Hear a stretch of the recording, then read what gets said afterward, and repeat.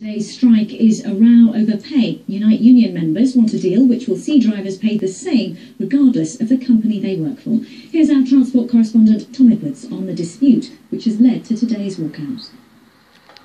The issues and politics around today's bus strike aren't new, and that's why it's difficult to see how it will be resolved. This is the view from the picket lines. Rome wasn't built in a day. We know one day is not going to change things, but it's getting the word across. It's about the pay. That's why we are here today. We say equal pay for one and all. Bus services in London are deregulated, so different companies run different routes. Transport for London sets fares and timetables, but not pay. So one driver can be earning £17,000, with another earning £28,000. Companies say they can only be responsible for their own drivers. It's like me working for Sainsbury's and trying to go and negotiate Tesco's rates. I can only be responsible for those people who work for me.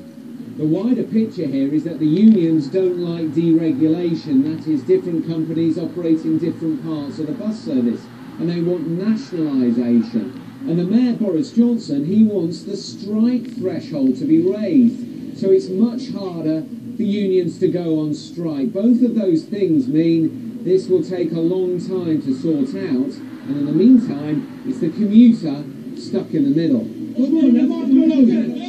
This isn't the first time Unite members have walked out over standardising pay. They tried in 2008 and failed. Would you like it renationalised, the bus service in London? I work for a trade union, so my view is always going to be nationalisation is better. But yeah, there are some beneficial elements to it. The problem we have at the moment, TfL, in line with what the government are wanting, are cutting their budgets. That's not being passed on to the shareholder whose profit margin's growing larger and larger. That's being picked up by the drivers. The Mayor, though, says it'll cost £100 million if pay is standardised, and that would mean cuts to services. And he thinks strikes should only be allowed if 40% of the workforce votes for it. But you see the point that you're letting the politics get in the way of the strike. You should be sorting out the strike. No, it's up to the bus companies to get on and sort out the strike. And I think it's worth making the point that this strike would not now be going ahead. This strike would not now be going ahead if we had the restriction, which I think is a very modest one, in place. And it's something that other great cities have done. I think we should consider doing it in London as well.